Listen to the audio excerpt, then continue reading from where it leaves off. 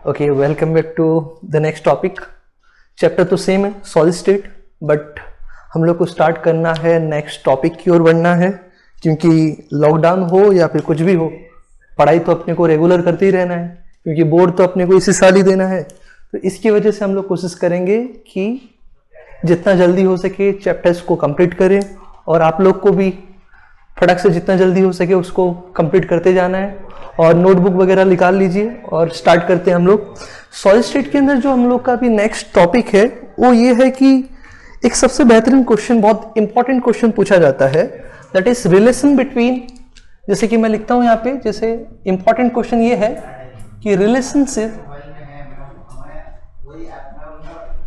Between one of the most important question जो बहुत बार पूछा जाता है, that is relationship between molar mass, ये मोलर मास है, मैंने लिखा है molar mass density and the relationship between molar mass density and edge length. तो इसके ऊपर हम लोग को बात करना है, और यहां से सबसे इंपॉर्टेंट क्वेश्चन पूछे जाते हैं। तो ये ध्यान रखना है अपने को कि यहां पे मतलब एक फॉर्मूला हम लोग को डिराइव करना है। उस फॉर्मूला के अंदर हम लोग को देखना है कि what is the relationship between density, molar mass and the edge length. So ये इंपॉर्टेंट रिलेशनशिप है जिसके बारे में हम लोग को बहुत अच्छे से देखना है। सबसे पहले हम लोग को देखना है कि डेंसिटी। तो सबसे पहला पॉइंट जो हम लोग यहां पे बात करेंगे, दैट इज डेंसिटी ऑफ, सबसे पहला point that is density of unit cell. अगर मुझे डेंसिटी ऑफ यूनिट सेल निकालना है, बट डेंसिटी का फॉर्मूला क्या होता है आप सबको पता है? क्या होता है चलो बच्चा खड़े हो जाओ, बताओ डेंसिटी का फॉर्मूला क्या है? हाँ पता है। अब डेंसिटी का फॉर्मूला क्या होता है कि मास अपॉन वॉल्यूम, जो हम लोग बचपन से पढ़ते आ रहे हैं, ये सबको पता ही है। अब डेंसिटी ऑफ यूनिट सेल है, तो डेंसिटी ऑफ यूनिट सेल का फॉर्मूला क्या बनेगा? Mass of unit cell divided by volume of unit cell. तो this is the formula for density of unit cell. Then we move further. अब सबसे पहले अपन क्या करेंगे कि मास ऑफ यूनिट सेल निकालेंगे, देन हम लोग निकालेंगे volume of unit cell, then हम लोग आगे बढ़ेंगे। तो सबसे पहले हम लोग निकालते हैं वॉल्यूम ऑफ यूनिट सेल। अब हमारा जो यूनिट सेल है वो है क्यूब। किसी भी क्यूब का हमको पता है कि जो यूनिट सेल होता है, किसी भी क्यूब का जो वॉल्यूम होता है वो जनरली क्या होता है कि क्या होता है भाई? ए क्यूब मतलब लेंथ, ब्रेथ एंड हाइट होता है। तो सेम, क्योंकि यहां पे जो यूनिट सेल है वो एक क्यूब है, तो किसी भी क्यूब का जो वॉल्यूम होगा वो क्या होगा? ए क्यूब होगा, मतलब एज लेंथ का क्यूब। ये हम लोग स्कूल टाइम से पढ़ते आ रहे हैं कि किसी भी क्यूब का जो वॉल्यूम होता है वो क्या होता है? लेंथ इंटू ब्रेथ इंटू क्या होता है? हाइट होता है। तो यहां पे लेंथ, ब्रेथ एंड हाइट जो तीनों के तीनों हैं वो क्या है भाई? एज लेंथ है। तो इसके लिए एज लेंथ का क्या हो जाएगा? Cube. That is nothing but, अगर देखा जाए तो क्या होगा भाई? ए का क्यूब हो जाएगा। This is the volume of unit cell, मतलब किसी भी वॉल्यूम का, किसी भी क्यूब का जो वॉल्यूम होगा वो क्या होगा? ए क्यूब होगा। Then we move further to start with mass of unit cell. तो mass of unit cell start करते हैं। तो जो मास ऑफ यूनिट सेल है दैट इज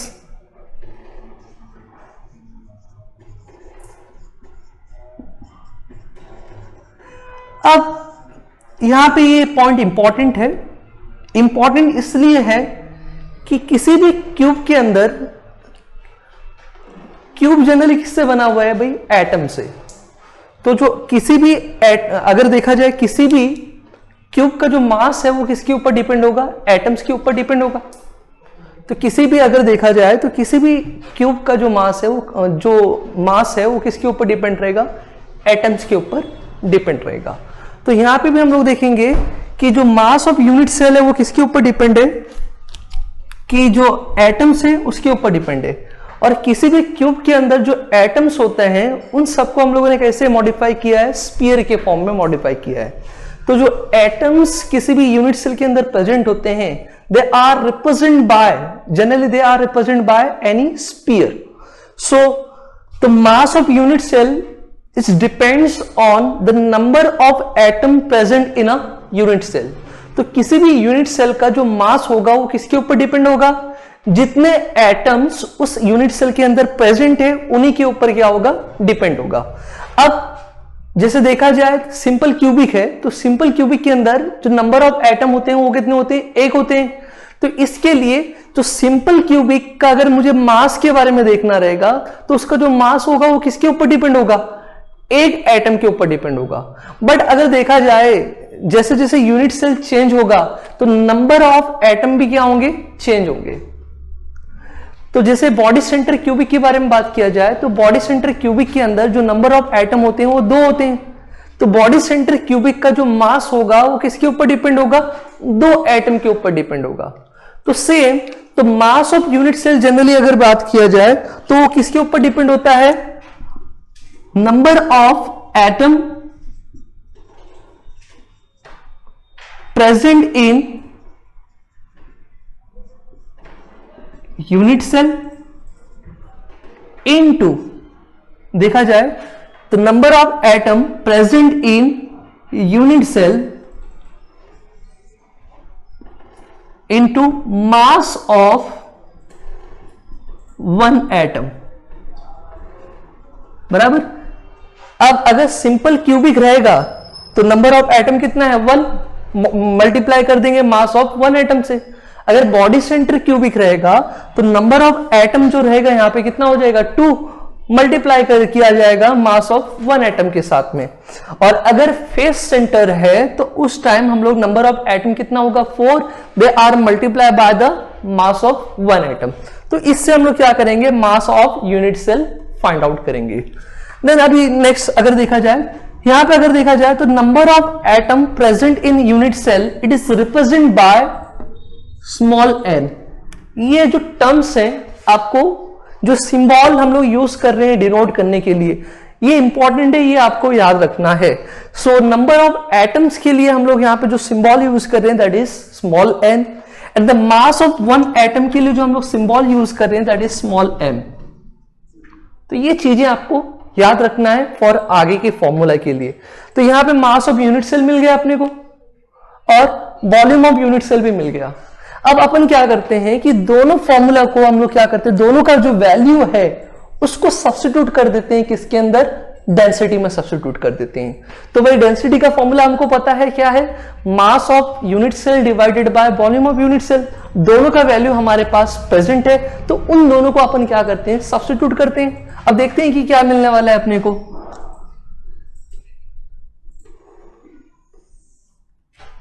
अब डेंसिटी जो है उसको मैं रो से रिप्रेजेंट करते हैं। Densities, here the density is represent by rho which is equal to mass of unit cell. अभी हम लोग वापस से फॉर्मूला लिखने वाले नहीं है, डायरेक्ट वैल्यू लिखेंगे कि मास ऑफ यूनिट सेल क्या आ रहा है भाई? n इंटू क्या हो जाएगा? स्मॉल m आ जाएगा। तो यहां पे जो मास ऑफ यूनिट सेल की जगह पे अपन क्या लिखने वाले हैं? n इंटू m लिखने वाले हैं। तो ये हम लोगों ने सब्स्टिट्यूट कर दिया कहां पे? मास ऑफ यूनिट सेल की जगह पे। Then divided by volume of unit cell. अब वॉल्यूम ऑफ यूनिट सेल के अंदर हम लोग को क्या सब्स्टिट्यूट करना है? a का क्यूब, एज लेंथ का क्यूब, इसको अपन सब्स्टिट्यूट कर देते हैं यहां पे। a का क्यूब हो गया, ये डेंसिटी का फॉर्मूला आ गया। तो डेंसिटी का अगर देखा जाए बेसिकली ये फॉर्मूला आ चुका है हमारे पास, बट इसको हम लोग को थोड़ा क्या करना है? मॉडिफाई करना है। अब मास ऑफ 1 एटम हमको पता ही नहीं है भाई, एज लेंथ तो हम लोग निकाल लेंगे। अब नंबर ऑफ एटम कितना है वो हम लोग निकाल सकते हैं। याद रखो मैं यहीं पे वो टर्म भी क्लियर करवा देता हूं। n जो नंबर ऑफ एटम है, n फॉर सिंपल क्यूबिक 1 होता है। अगर बॉडी सेंटर्ड क्यूबिक है तो कितना हो जाएगा भाई, 2 हो जाएगा। अगर फेस सेंटर्ड क्यूबिक है तो क्या हो जाएगा, 3 हो जाएगा। तो ये आप लोग को पता होना चाहिए। बट यहां पे डेंसिटी हमको पता है, नंबर ऑफ एटम कितने होंगे वो पता है, और एज लेंथ मतलब जो वॉल्यूम ऑफ यूनिट सेल है वो भी पता है। The problem is that the mass of one atom, वो कैसे निकालना है उसके बारे में हम लोग को देखते हैं। सबसे पहले हम लोग क्या कोशिश करेंगे कि मास ऑफ वन एटम निकालने की कोशिश करेंगे। तो सबसे पहले हम लोग कोशिश करते हैं कि what is the mass of one atom. तो जनरली एक फॉर्मूला होता है जो आपको याद होगा कि molar mass of substance is equal to mass of one atom into Avogadro's number।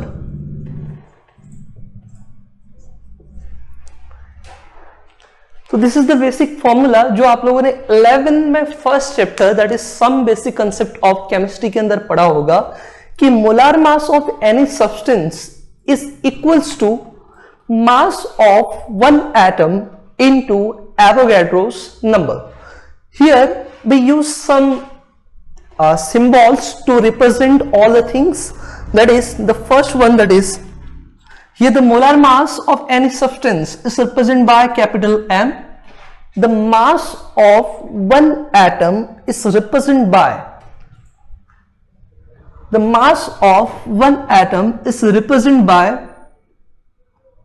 small m,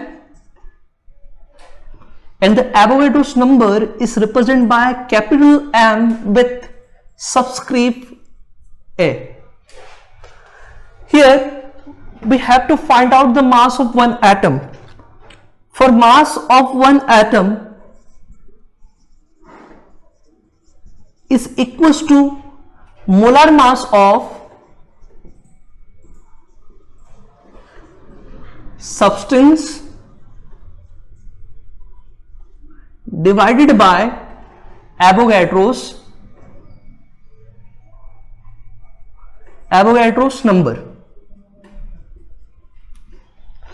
तो अभी मास ऑफ वन एटम अगर देखा जाए तो mass of one atom generally क्या होता है, स्मॉल m होता है, विच इज इक्वल टू क्या हो गया भाई, मोलर मास मतलब कैपिटल M है, और एवोगाड्रोस नंबर मतलब क्या है, कैपिटल N है। तो ये आपको क्या मिल गया, स्मॉल m का वैल्यू मिल गया। अब ये स्मॉल m का वैल्यू हम लोग क्या करेंगे कि सब्स्टिट्यूट कर देंगे कहां पे, डेंसिटी के अंदर, जिससे अपने को क्या मिल जाएगा, फाइनल फॉर्मूला मिल जाएगा। तो यहां पे हम लोग क्या करते हैं, the value of m get substituted in the value of density, so we get the final formula that is rho is equals to n into capital M divided by a cube into Na। This is the one of the most important and the standard formula for density, और ये बहुत ही important formula है और इसके ऊपर questions बनते हैं, और आपके एक्सरसाइज में लगभग 3 से 4 क्वेश्चन इसी के ऊपर बेस्ड हैं। तो आपको ये जो फॉर्मूला है बहुत इंपॉर्टेंट है और इसको अच्छे से याद रखना है। और बहुत बार ऐसा होता है कि 2 मार्क्स के क्वेश्चन आते हैं, there is a 2 marks question which is, अगर देखा जाए तो वो बहुत बार पूछा गया है, जिसमें आपको पूछा जाता है कि relation between molar mass, density and edge length के बारे में पूछा जाता है। तो ये सिंपल है, ज्यादा कुछ डिफिकल्ट भी नहीं है कि डेंसिटी क्या होता है कि मास डिवाइडेड बाय वॉल्यूम। तो सबसे पहले हम लोगों ने वॉल्यूम निकाल लिया, वॉल्यूम इज इक्वल टू क्या होता है भाई, एज लेंथ का क्यूब, और जो मास होता है वो मैंने बताया कि मास क्या होता है generally the number of atom present in any unit cell into क्या हो जाएगा भाई, मास ऑफ वन एटम, और मास ऑफ वन एटम का फॉर्मूला हमको पता है कि molar mass of substance divided by Avogadro's number.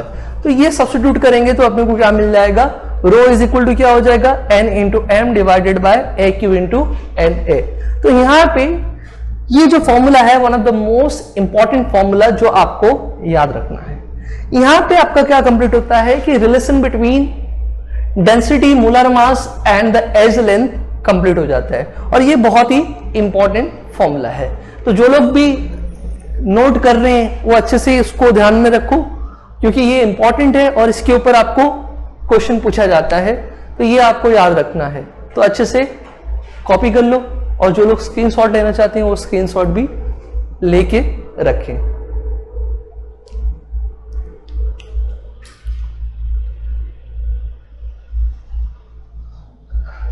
Okay, चलो यहां पे आप लोगों का कंप्लीट होता है ये वाला पार्ट। अभी हम लोग इसको रफ करते हैं, फिर आगे मूव करते हैं नेक्स्ट टॉपिक की ओर। अब नेक्स्ट जो टॉपिक है वो और भी इंटरेस्टिंग है, और वो बहुत ही इंपॉर्टेंट भी है। इंटरेस्टिंग तो है ही है, ये पूरा देखो केमिस्ट्री का अगर हम लोग देखा जाए फिजिकल पार्ट जो होता है वो इंपॉर्टेंट ही होता है और इंटरेस्टिंग भी होता है, क्योंकि इसके अंदर थ्योरी भी है, डेरिवेशंस हैं, और सबसे अच्छी बात है जो स्टूडेंट आप लोगों को जो पसंद है न्यूमेरिकल्स, वो सबसे ज्यादा है। पता है भाई, सबको पसंद है। तो उसमें भी हम लोग को देखो एक्सरसाइज में बहुत सारे न्यूमेरिकल्स है, और देखो न्यूमेरिकल्स का इंपॉर्टेंस ये है कि उसमें मार्क्स नहीं कटते हैं अगर आप लोगों ने सारे स्टेप्स से सॉल्व किया है एज कंपेयर टू थ्योरी। तो इसके लिए मैं हमेशा कोशिश करता हूं कि सारे के सारे न्यूमेरिकल्स सॉल्व करने की कोशिश करते हैं। अब हम लोग आगे बढ़ते हैं। एक टर्म है जिसको हम लोग बोलते हैं पैकिंग एफिशिएंसी। ये आप लोगों ने सुना होगा बहुत बार कि एक टर्म है जिसको हम लोग बोलते हैं पैकिंग एफिशिएंसी।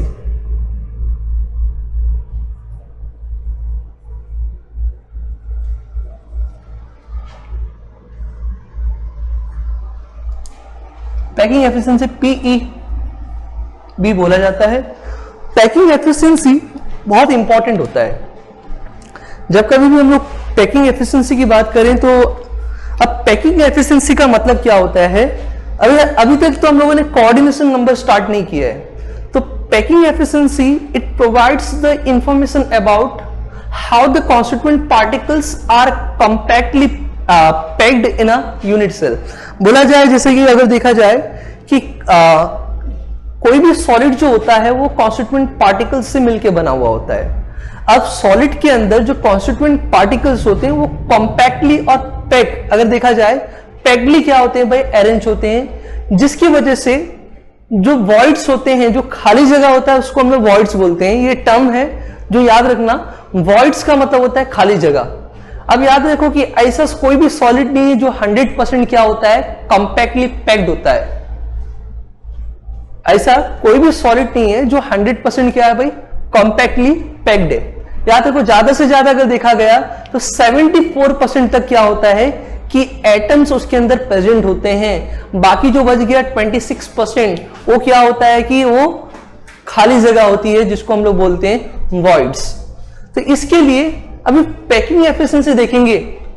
हमारे पास जो 3 टाइप के यूनिट सेल हैं हम लोग जिसको बात करने वाले हैं, जो simple cubic, body centred and face centred. इन तीनों यूनिट सेल का हमको क्या देखना है, पैकिंग एफिशिएंसी देखना है कि किसके अंदर, मतलब किस यूनिट सेल के अंदर पैकिंग बहुत ज्यादा कॉम्पैक्ट है, वो हमको देखना है।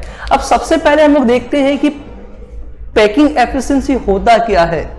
Packing efficiency is nothing but, मैंने बताया कि सॉलिड्स कितने कॉम्पैक्टली पैक्ड हैं, उसी को हम लोग क्या बोलते हैं, पैकिंग एफिशिएंसी। तो पैकिंग एफिशिएंसी का अगर देखा जाए, देखो फॉर एग्जांपल अगर मैं मान लेता हूं कि अगर सिंपल क्यूबिक है, तो सिंपल क्यूबिक यूनिट सेल के अंदर जनरली क्या होता है, एक ही एटम होता है। ये हम लोगों ने पहले भी बात किया है।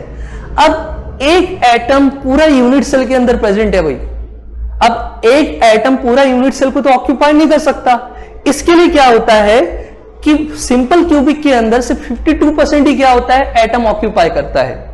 52% क्या होता है कि एटम ऑक्यूपाई करता है, और जो रिमेनिंग खाली जगह है अराउंड कितना होता है, 47%, वो क्या होता है भाई, वॉइड्स में चले जाते हैं।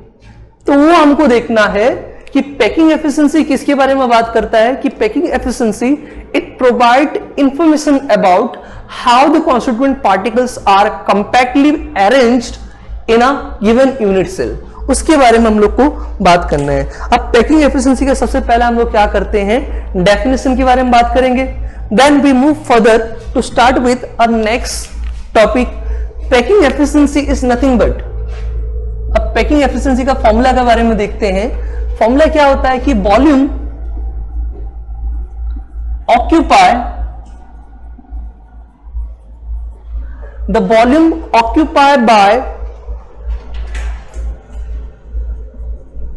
constituent particle in unit cell divided by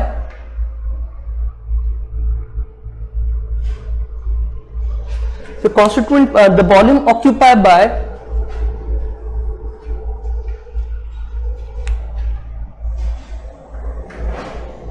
here the volume occupied by the constituent particle in unit cell divided by the total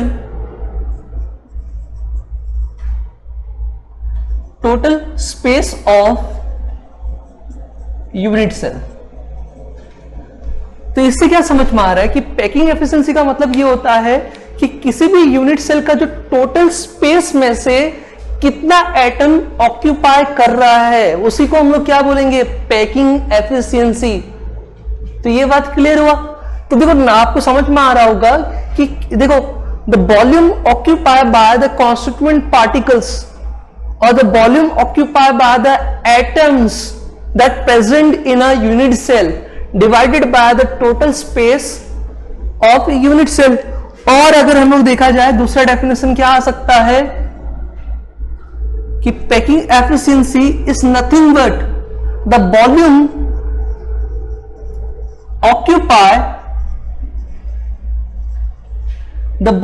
occupied by atoms in unit cell divided by the total space of or total volume of unit cell.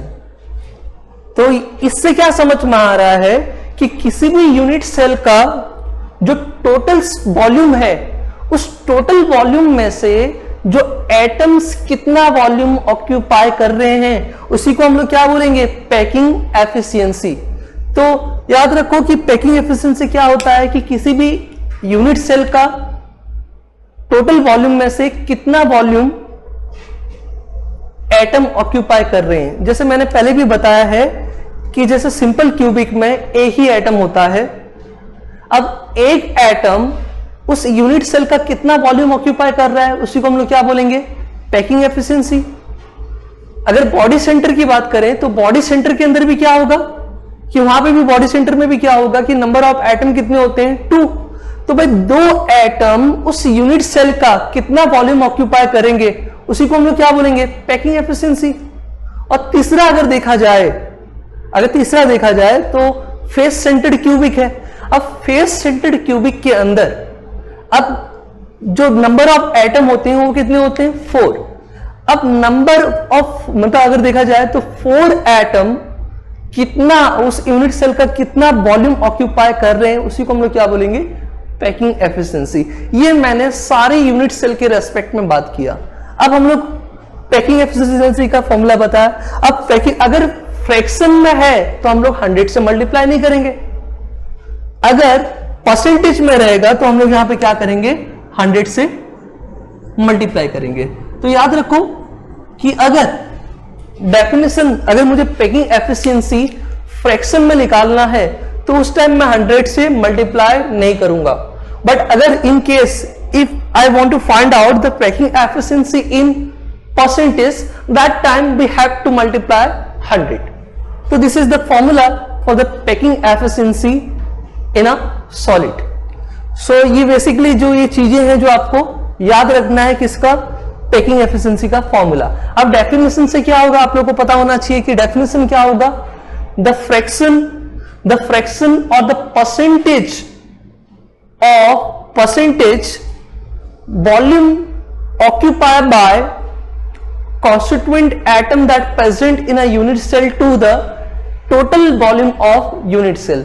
इसी को हम लोग क्या बोलेंगे, packing efficiency, और the fraction और the percentage volume occupied by the atom in a unit cell to the total volume of unit cell is known as packing efficiency. तो याद रखो, इसका डेफिनेशन में भी ज्यादा कुछ डिफिकल्ट नहीं है डेफिनेशन में. तो डेफिनेशन सिंपल सा है, मैंने पहले भी बताया कि डेफिनेशन सिंपल सा ही होता है. अगर आपको फॉर्मूला याद है तो आप लोग डेफिनेशन लिख सकते हो. ये मोर एक्यूरेट है ये डेफिनेशन जो आपके टेक्स्ट बुक में गिवन है. तो ये डेफिनेशन आपको, ये जो फॉर्मूला है ये आपको याद रखना है, जो बहुत बार पूछा भी गया है और आगे भी पूछा जाएगा. तो ये डेफिनेशन आपको इंपॉर्टेंट है. अब इसी से अपन क्या करेंगे, डेफिनेशन लिखेंगे. अब डेफिनेशन तो आप लोग सबको पहले से ही पता है क्या होगा भाई. हम लोग, मैंने बताया कि पैकिंग एफिशिएंसी जो है वो हम लोग क्या कर सकते हैं, परसेंटेज में भी निकाल सकते हैं और फ्रैक्शन में भी निकाल सकते हैं. तो देखते हैं, देखो डेफिनेशन क्या होगा. फ्रैक्शन और परसेंटेज, फ्रैक्शन और percentage volume occupy by, volume occupied by atoms in unit cell to the total volume of unit cell. So this is the definition for the packing efficiency. इन दोनों में कुछ difference नहीं है. मैंने पहले भी बोला है कि अगर आपको फॉर्मूला याद है तो उसी फॉर्मूला को आपको क्या करना है, बस मॉडिफाई करना है. आप सबको मतलब इंग्लिश तो आती ही है भाई, बहुत बड़ी अच्छी बात है. दो ये आपको याद होना है. तो ये मैंने बताया कि पैकिंग एफिशिएंसी के बारे में बात कर लिए. अब अपन क्या करते हैं कि आगे बढ़ते हैं और सबका, जितने भी हमारे पास 3 टाइप के जो यूनिट सेल हैं, सबके हमको क्या करना है, एक एक करके पैकिंग एफिशिएंसी निकालना है. तो ये फॉर्मूला भूलना नहीं है आपको. By volume occupied by atom divided by total volume of unit cell into 100, इसी को हम लोग क्या बोलेंगे, परसेंटेज पैकिंग एफिशिएंसी. ये फॉर्मूला भूलना नहीं है. ये फॉर्मूला हम लोग बार बार रिपीट करेंगे. चलो आगे बढ़ते हैं हम लोग. तो जो लोग कॉपी कर रहे हैं वो लोग फटक से कॉपी कर लें, और बाकी जो लोग को स्क्रीनशॉट लेना है वो भी ले लें.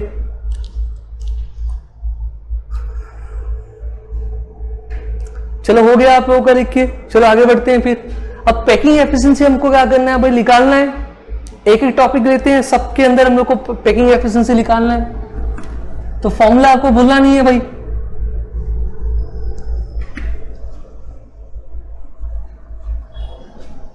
तो पैकिंग एफिशिएंसी सबसे पहले हम लोग किसमें निकालने वाले हैं, सिंपल क्यूबिक में.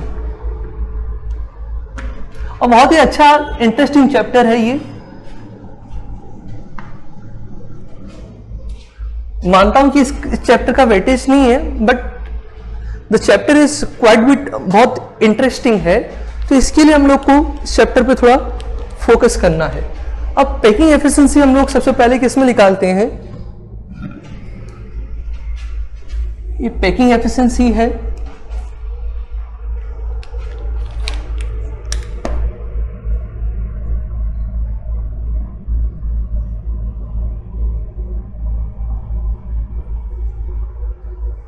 इसको साइड में रख लेते हैं. Packing efficiency. अब सबसे पहले हम लोग को पैकिंग एफिशिएंसी किसके बारे में निकालना है. अब पैकिंग एफिशिएंसी सबसे पहले हम लोग निकालेंगे सिंपल क्यूबिक का. सिंपल क्यूबिक के अंदर पैकिंग एफिशिएंसी कितना है और कितनी खाली जगह है, मतलब वॉइड्स, वो भी निकालना है. तो इससे हमको समझ में आएगा कि सिंपल क्यूबिक जो है उसके अंदर उसका जो कॉम्पैक्टनेस है वो कितना है और खाली जगह कितना है, उसके बारे में हम लोग को बात करना है.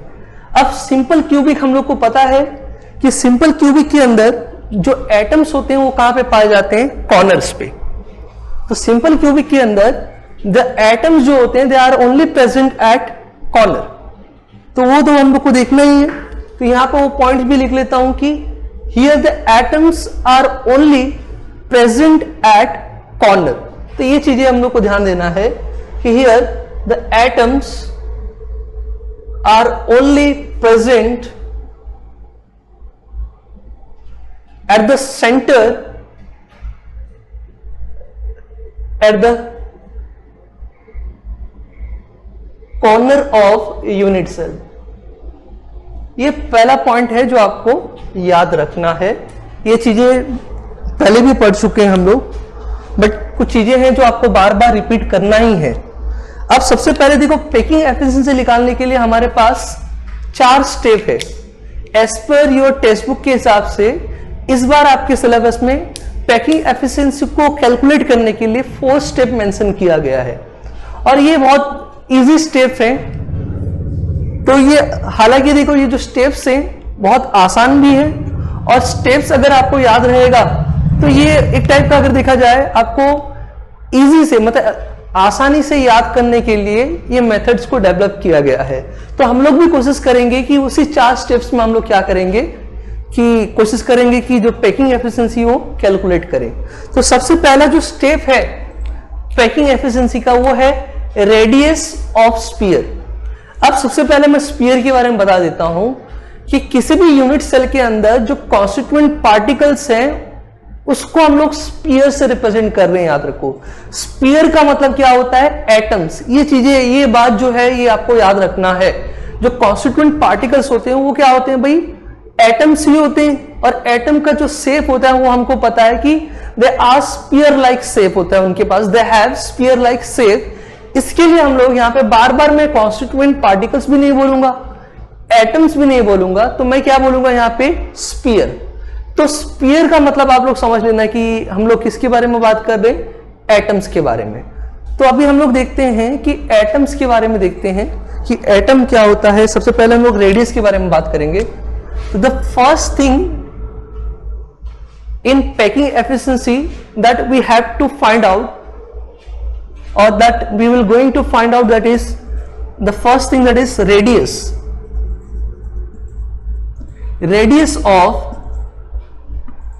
sphere। तो फर्स्ट पॉइंट में हम लोग क्या करेंगे कि जो एटम है और जो रेडियस है उसका हम लोग क्या करेंगे, स्फीयर निकालने, मतलब रेडियस निकालेंगे, स्फीयर का रेडियस निकालेंगे। तो देखते हैं, अभी सबसे पहले हम लोग देखते हैं कि सिंपल क्यूबिक का अरेंजमेंट कैसे होता है। अब अरेंजमेंट के लिए सबसे पहले देख लेते हैं कि ये मान लेता हूं कि सिंपल क्यूबिक है।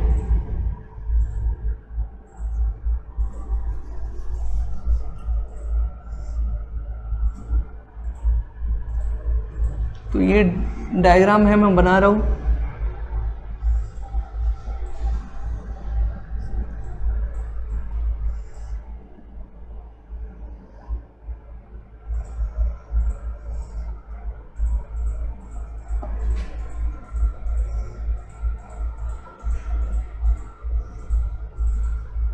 तो ये एक टाइप का एक यूनिट सेल बनाया है, इसी को मैं मान लेता हूं सिंपल क्यूबिक मान लेता हूं। अब सिंपल क्यूबिक के अंदर हमको पता है कि एटम्स जो होते हैं वो कहां पे होते हैं भाई, कॉर्नर्स पे। अब मान लेता हूं कि ये 8 कॉर्नर पे 8 एटम है, ये 1, ये 2, ये 3, ये 4, and this one is a 5, 6, 7, and this one is 8. So there are 8 atoms which is situated or present at the corner of cube. अब याद रखो कि यहाँ पे जो पार्टिकल्स मैंने कॉन्स्टिट्यूएंट पार्टिकल्स बनाए ये उतने छोटे से नहीं होते हैं, याद रखो।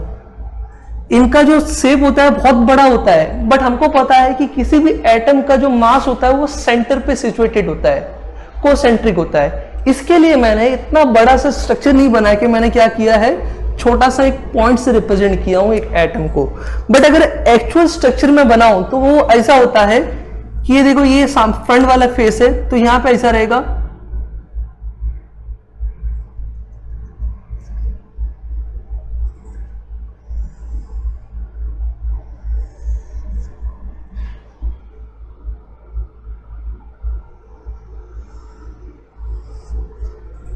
तो ये ऐसा एटम है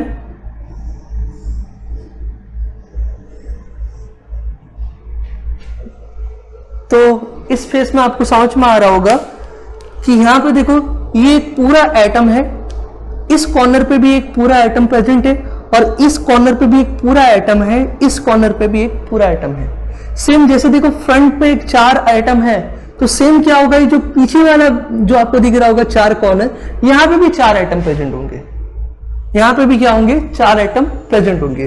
बट अभी इतना बड़ा स्ट्रक्चर को मैं बार बार रिप्रेजेंट करूंगा तो क्या होगा कि डायग्राम का जो स्ट्रक्चर है वो बहुत मतलब खराब दिखने लगेगा।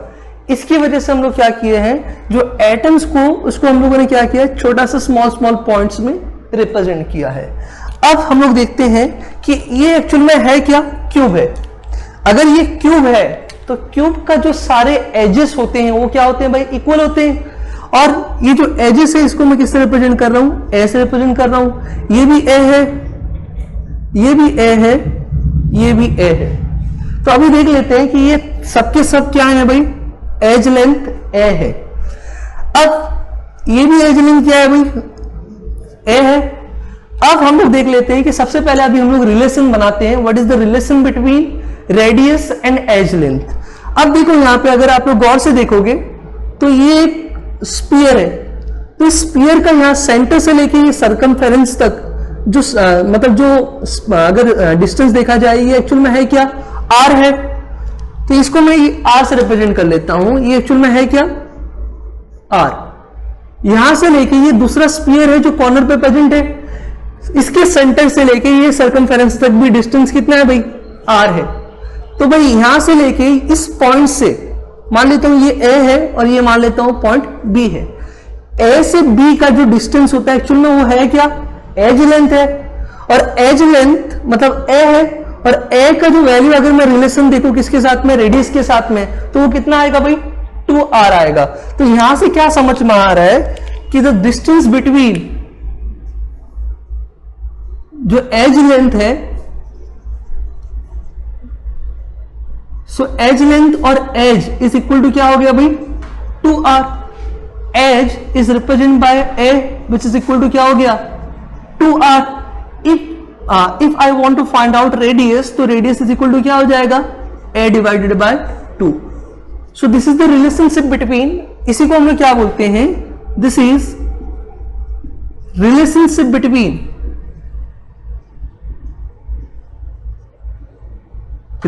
Between radius and edge length that is a। ये बहुत ही इंपॉर्टेंट रिलेशन है जब कभी भी हम लोग डेंसिटी से रिलेटेड न्यूमेरिकल सॉल्व करेंगे।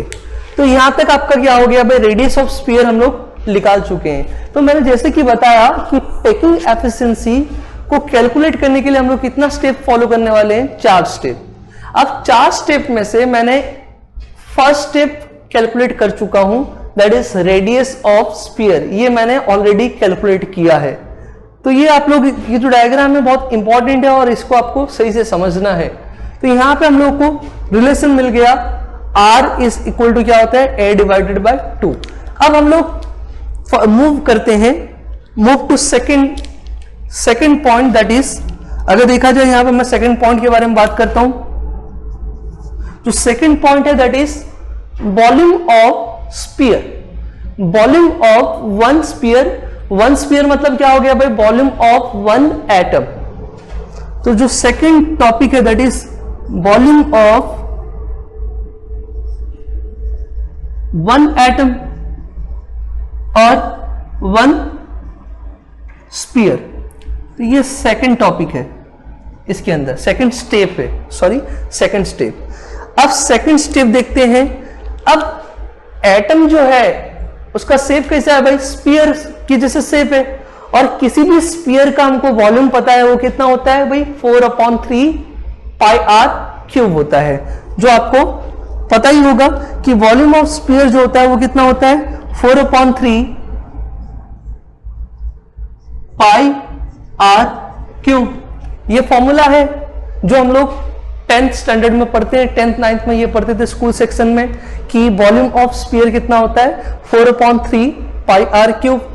अब आर का वैल्यू हमको पता है भाई, आर का वैल्यू क्या होता है, a डिवाइडेड बाय 2। अब क्या करते हैं कि आर के जगह पे वैल्यू सब्स्टिट्यूट करते हैं। अब अगर मैं वैल्यू सब्स्टिट्यूट करता हूं तो कितना मिलने वाला है भाई, 4/3 पाई। आर के जगह पे क्या आ जाएगा, a डिवाइडेड बाय 2 का होल क्यूब। अब इसको अगर हम लोग सॉल्व करेंगे तो क्या मिलने वाला है अपने को, 4/3 पाई a क्यूब डिवाइडेड बाय कितना हो गया भाई, ये 8 हो जाएगा। अब इसको कैंसिल आउट करने के बाद जो बचता है वो कितना आएगा भाई, यहां पे a क्यूब डिवाइडेड बाय कितना आने वाला है, यहां पे 6 आने वाला है। तो ये आपको याद रखना है, ये क्या हो गया आपका वॉल्यूम ऑफ वन एटम। अब ये सेकंड स्टेप हमारा कंप्लीट हो चुका है। अब हम लोग आगे बढ़ते हैं थर्ड स्टेप की ओर। अब थर्ड स्टेप जो है वो और भी इंपॉर्टेंट है। अब वन एटम का तो हम लोगों ने निकाल लिया, बट हमको पता नहीं है कि सिंपल क्यूबिक के अंदर नंबर ऑफ एटम कितने होते हैं भाई, एक ही होते हैं। बट बॉडी सेंटर के अंदर हमको पता है कि नंबर ऑफ एटम कितने होंगे भाई, 2। तो उस टाइम जो भी एक एटम का वॉल्यूम आएगा उसको हम लोग क्या करेंगे, नंबर ऑफ एटम मतलब 2 है या फिर 4 है उससे मल्टीप्लाई कर देंगे। तो यहां पे अगर मैं टोटल वॉल्यूम ऑफ एटम निकालूं, total volume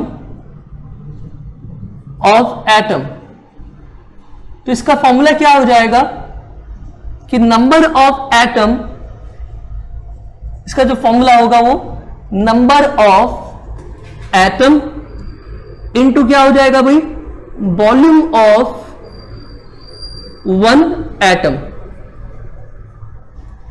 the number of atom present in given unit cell into क्या हो जाएगा भाई, volume of one atom.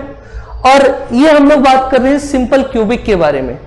Simple cubic के अंदर जो नंबर ऑफ एटम हमको पता है कितना होता है, 1।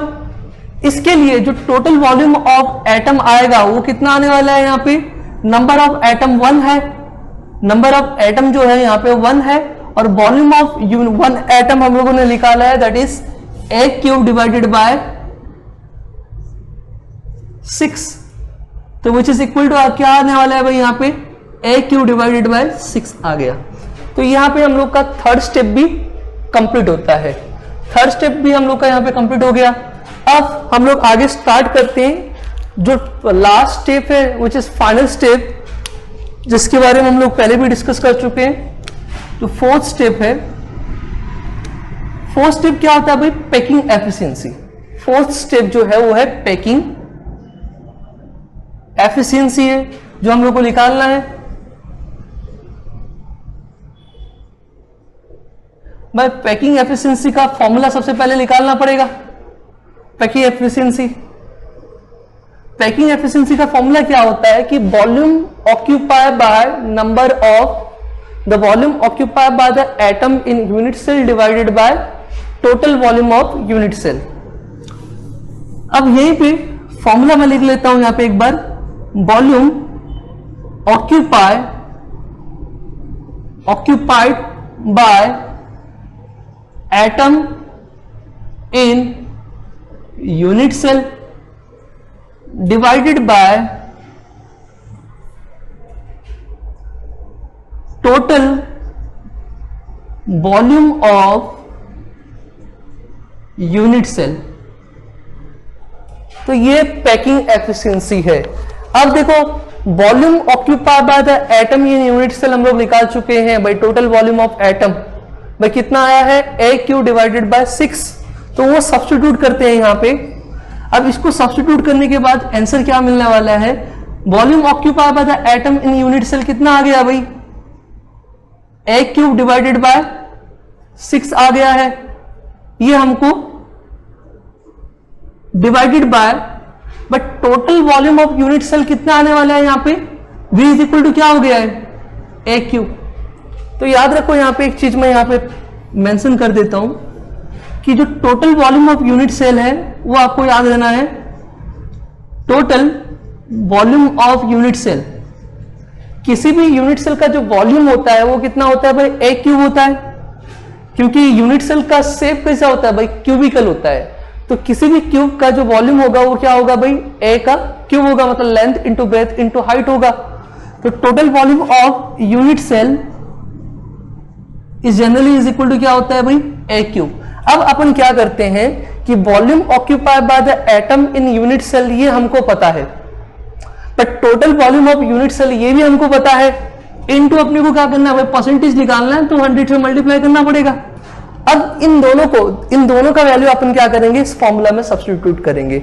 अब जैसे ही फॉर्मूला के अंदर सब्स्टिट्यूट करेंगे तो जो पैकिंग एफिशिएंसी है, जो परसेंटेज पैकिंग एफिशिएंसी है वो कितना आने वाला है, अब a cube divided by 6 divided by a cube, तो ये फॉर्मूला आने वाला है। सॉरी यहां पे एक पाई भी है जो मैंने मेंशन नहीं किया है, तो वो हम लोग मेंशन कर लेते हैं क्योंकि पाई यहां पर अभी भी बचा है, तो यहां पे हम लोग पाई को भी मेंशन करते चले। ये पाई है, तो यहां पे ए क्यूब के साथ में क्या आने वाला है कि ऊपर ए क्यूब, तो ऊपर क्या आने वाला है कि a cube divide a cube pi divided by 6 divided by a cube. अब क्या होगा कि ए क्यूब कैंसिल हो जाएगा और एट द एंड इनटू 100। अब एट द एंड में अपने को क्या मिलने वाला है कि पाई डिवाइडेड बाय 2 इंटू क्या हो जाएगा 100। अब ये हो गया पाई डिवाइडेड बाय क्या हो गया 6 into 100 which is equal to क्या हो जाएगा 52.36 और 34%। तो ये आपका क्या हो गया पैकिंग एफिशिएंसी।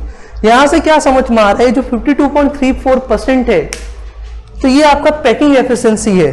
और अगर मुझे खाली जगह निकालना है तो खाली जगह क्या हो जाएगा भाई, टोटल परसेंटेज है मतलब 100 है।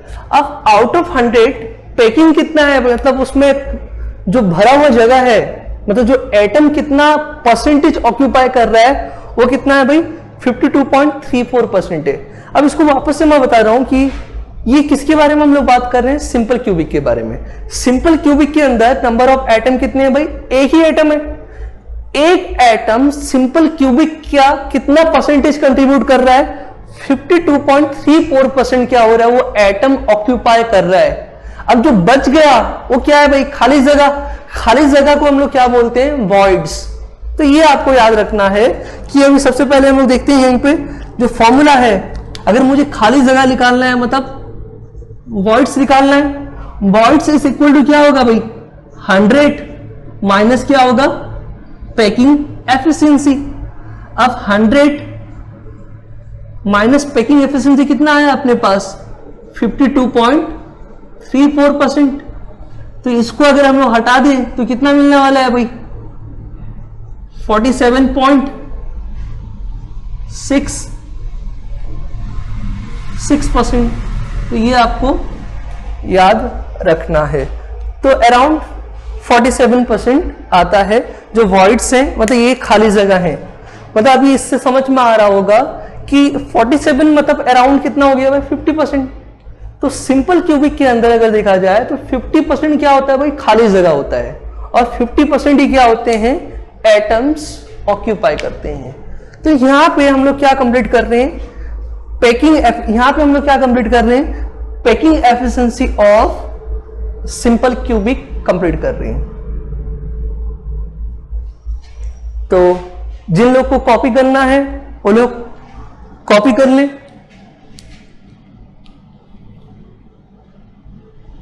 जिन लोग को कॉपी करना है वो लोग कॉपी कर लें, और जिन लोग को स्क्रीनशॉट या फिर जो भी निकालना है वो जितना जल्दी हो सके इसको कंप्लीट कर लें।